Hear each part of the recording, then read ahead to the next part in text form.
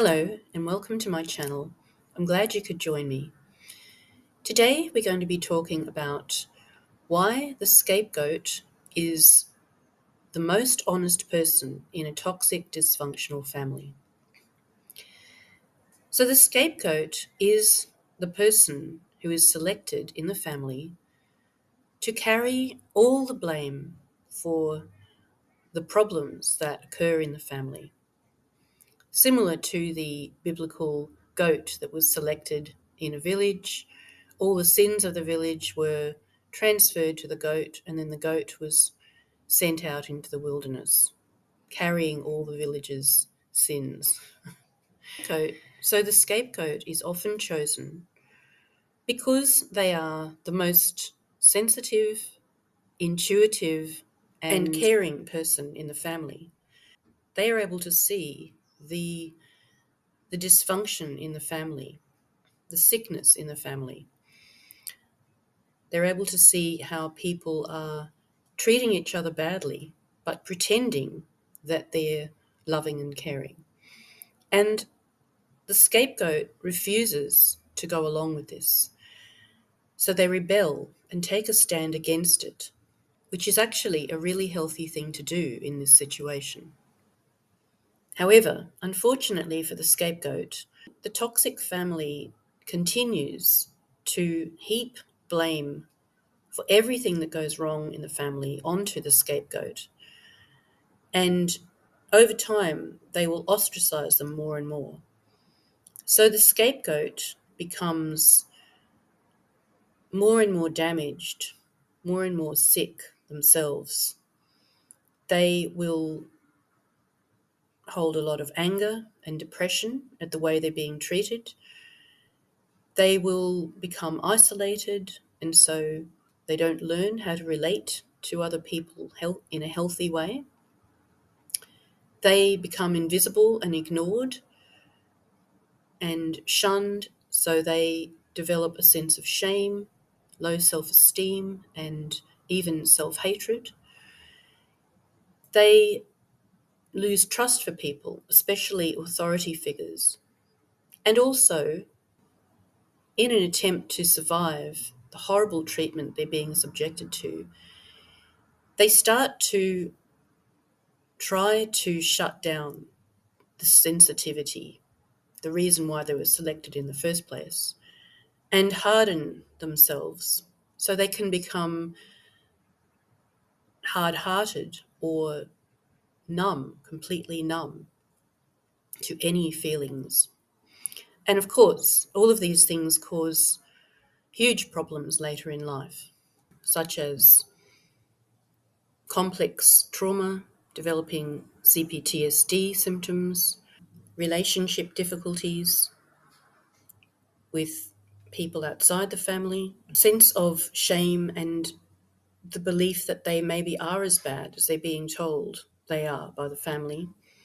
And all this can lead to not achieving your potential in life.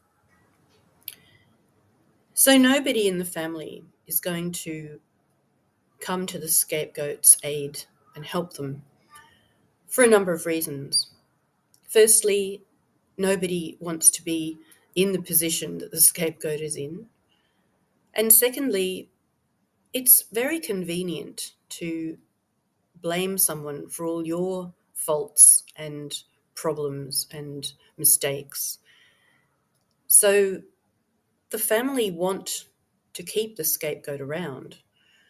And as the scapegoat becomes more damaged, the toxic family members can use this to their advantage and point to the scapegoat more and more and say, oh, look, they're really angry, they're really hateful, they're really hard-hearted. So it's obvious that they're the problem. Look at the golden child. They're so wonderful. So it can't be that we're bad parents and the family is bad. It's just that one child who is the problem. If it wasn't for that child, this would be a perfect family.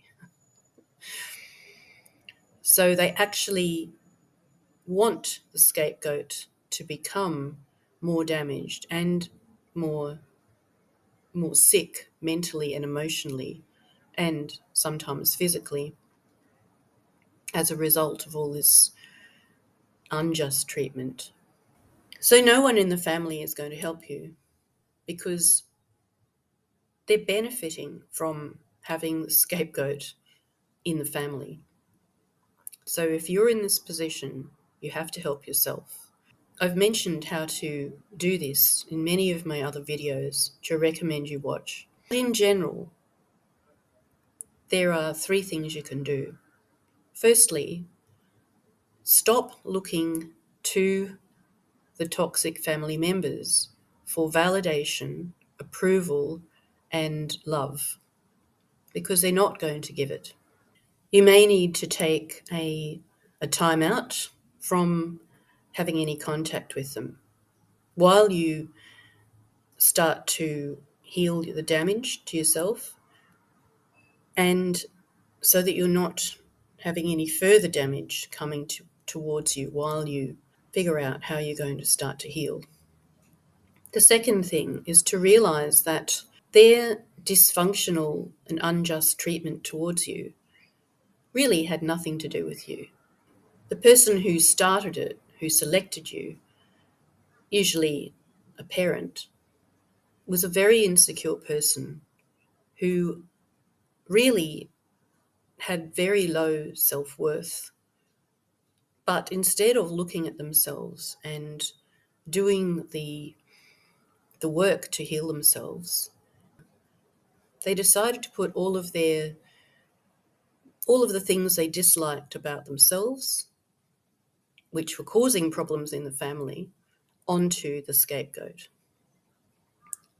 They needed a scapegoat, and if it wasn't you, it would have been someone else. So really, their lack of love and the mistreatment of you has nothing to do with you. It has everything to do with the dysfunctional, toxic person who chose you as the scapegoat and who needed a scapegoat. And the third thing is to discover, decide, and develop who you are and who you want to be in this life. Because this is why you came here, to discover your uniqueness, your gifts, your talents, who you are, and to shine this out as brightly as you can into the world.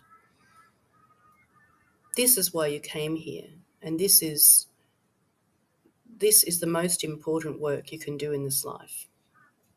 So don't let other people's dysfunction, toxicity, and cruel behavior stop you from living and being your best self. There's many videos that I've posted on exactly how to do this work, how to do the healing work, and I suggest you watch those.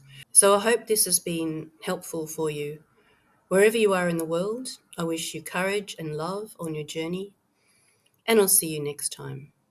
Take care, and bye for now.